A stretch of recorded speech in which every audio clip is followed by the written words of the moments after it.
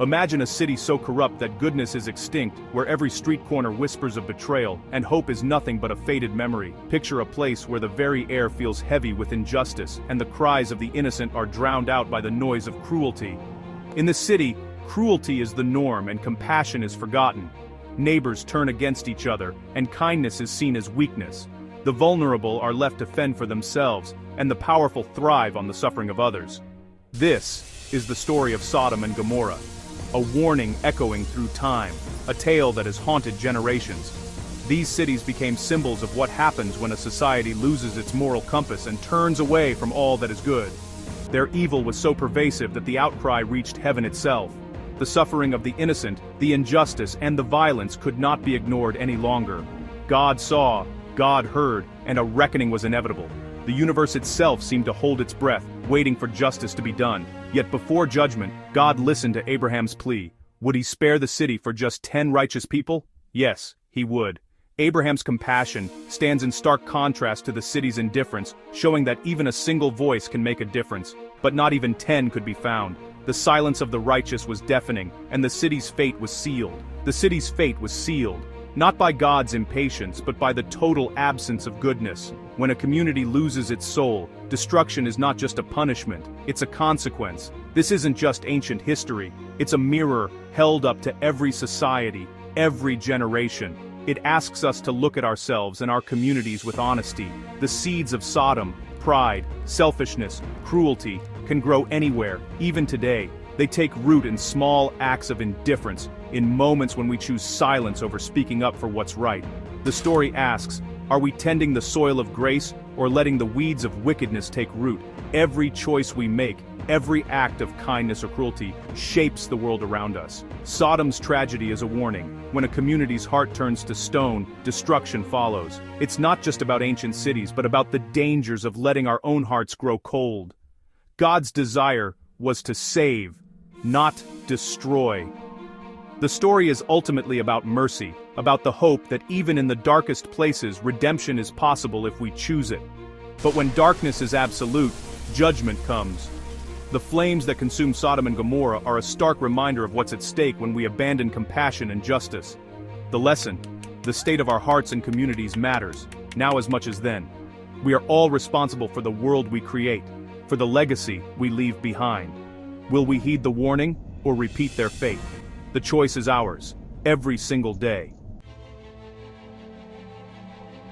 As the sun dipped below the horizon and darkness crept over the land, two angels approached the gates of Sodom, their true identities hidden beneath the humble guise of weary travelers. The city, infamous for its wickedness, was shrouded in an uneasy silence as night fell. Their mission was clear and grave: to witness firsthand the depths of Sodom's depravity, to see if any goodness remained within its walls. At the city gate, Lot, Abraham's nephew, watched the strangers with a discerning eye. He sensed there was something extraordinary about them, something that set them apart from the usual travelers who passed through. Despite the city's reputation for cruelty and corruption, Lot's heart was guided by a deep-rooted sense of hospitality and righteousness, values he had learned from Abraham. He approached the angels with urgency, insisting they accept his invitation to stay at his home. Lot knew all too well the dangers that lurked in the streets after dark. Dangers that could easily consume the unwary. The angels, however, initially declined his offer, choosing instead to remain in the city square. It was a subtle test, a way to reveal the true nature of Sodom's people. Would anyone else step forward to show kindness or compassion? The answer was a resounding silence. No one else cared. Lot's insistence was more than mere politeness. It was a desperate attempt to shield his guests from the evil that prowled the city at night. Sensing his sincerity, the angels finally agreed to enter his home. Inside, Lot prepared a humble meal, transforming his modest dwelling into a sanctuary of warmth and peace. A stark contrast to the chaos outside.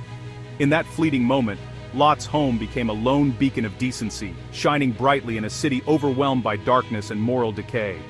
This simple act of hospitality was Sodom's last flicker of hope, a fragile light in a world teetering on the edge of destruction.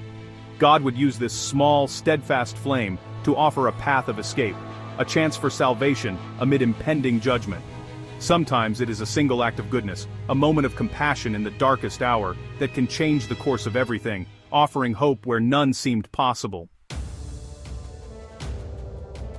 The peace in Lot's house shattered in an instant, as the quiet of night was pierced by a sudden, ominous commotion outside. What began as a tranquil evening quickly turned into a night of terror, forever marking the household with fear and uncertainty. Outside, a mob gathered, every man in Sodom, united by a single sinister purpose. Their faces twisted with anger and desire, they pressed in on Lot's home, their torches casting wild shadows across the ancient city street.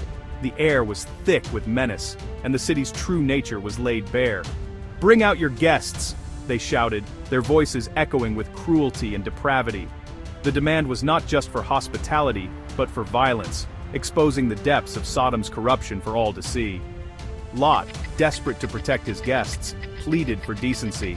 In a moment of anguish and confusion, he even offered his own daughters to the mob, a tragic and heartbreaking sign of how deeply Sodom's evil had warped his sense of right and wrong. The mob only grew more furious, mocking Lot's pleas. "Who are you to judge us?" they sneered, their rage boiling over as they pressed harder against the door, determined to break in and unleash chaos. At the very brink of violence, when all hope seemed lost, the angels revealed their true power. They pulled Lot to safety inside, and with a blinding flash, struck the mob with sudden supernatural blindness. Instantly, chaos turned to confusion. The attackers stumbled in darkness, their confidence shattered, powerless to continue their assault. The night that began with wicked intent now descended into panic and fear. Sodom's wickedness was undeniable, its fate now sealed by its own actions. The city stood on the edge of destruction, its doom foreshadowed by the darkness that now covered its streets. The angel's intervention revealed the overwhelming authority of heaven over human evil. Their presence was a stark reminder that justice would not be delayed forever. The city's last chance had passed. The silence that followed was heavy with finality, a warning to all who witnessed it. Sometimes evil becomes so blatant, so unrepentant, that mercy must finally give way to justice. Sodom had crossed that line, and the consequences would be swift and severe. Sodom's night of terror became its final testimony, a warning echoing through history. Judgment was now inevitable, and the city would soon be consumed by the fire it had kindled. Inside, the angels revealed their mission. "Gather your family. We're destroying this city." Lot rushed to warn his sons-in-law, but they laughed, unable to believe judgment was coming. As dawn broke, the angels urged Lot, "Hurry, take your wife and daughters, or you'll be swept away." But Lot hesitated, torn by fear and attachment to his life in Sodom. Seeing his reluctance, the angels grabbed their hands and led them out, an act of forceful grace. God's mercy didn't just offer escape, it pulled Lot from destruction when he couldn't move himself. Sometimes, salvation comes not because we run, but because God drags us to safety. Lot's hesitation nearly cost him everything. The lesson: don't linger when God calls you out of danger. Mercy is urgent. Don't delay. When the time to flee comes, go. God's rescue is both invitation and intervention. Once outside Sodom, the angels commanded, "Flee! Don't look back! Escape to the mountains!" Lot, still afraid, begged to flee to a small town, Zor, instead. The angel agreed, delaying judgment until Lot was safe. God's justice waited for mercy to finish its work. As Lot reached Zor, fire and brimstone rained from heaven. Sodom and Gomorrah were obliterated, cities, people, even the land itself. The once prosperous plain became a wasteland. God's patience had limits. The consequences of sin, long delayed, finally arrived. The destruction was total, nothing remained. Yet even in judgment, God's mercy was evident. He saved those willing to escape. The story is a stark reminder: judgment is real, but so is the offer of rescue. When God says flee, don't negotiate, just go. The cost of delay is everything. The only safe place is where God leads. As Lot's family fled, the command was clear: don't look back. But Lot's wife did. In that moment, she was frozen, turned into a pillar of salt. Her body was on the road to safety, but her heart was chained to Sodom. Her backward glance revealed divided loyalty, a longing for what God was destroying. She was so close to salvation, yet lost by looking back. Her fate stands as a warning: partial obedience is disobedience. Jesus later said, "Remember Lot's wife. Don't let regret for the past cost you your future." True rescue means leaving the old life behind, completely. God's mercy always comes before judgment. He warned Abraham, listened to his pleas, and sent angels to Sodom, not as destroyers, but as guests, offering one last chance.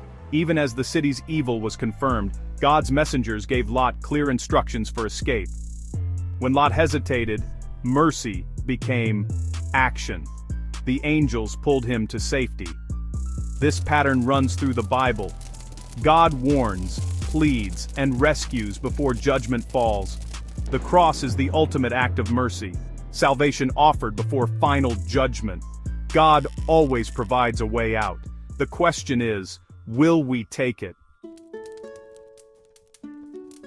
Lot's story is a warning about hesitation and half-hearted obedience. He lingered, negotiated, and tried to hold on to comfort, even as destruction loomed. Lot wanted rescue, but on his own terms. His wife's backward glance was the ultimate act of divided loyalty.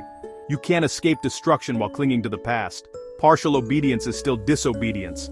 The call is clear: leave the old life behind, fully trust God, and don't look back. To hesitate is to risk everything. The future God offers is better than anything left behind. Don't let fear or nostalgia keep you from deliverance. Run toward grace without regret. This story isn't just ancient history, it's an invitation for us today. Are you ignoring God's warnings, laughing off his call like Lot's sons-in-law? Are you hesitating, afraid to leave behind what's comfortable? Or are you looking back, longing for a life God is calling you to leave? Lot's wife stands as a silent warning. Don't trade your future for a regretful glance at the past. God's mercy is persistent. He warns, pleads, and sometimes even pulls us to safety. Judgment is real, but mercy is greater. The invitation is simple. Trust God, obey his call, and don't look back. A new life awaits, if you're willing to let go.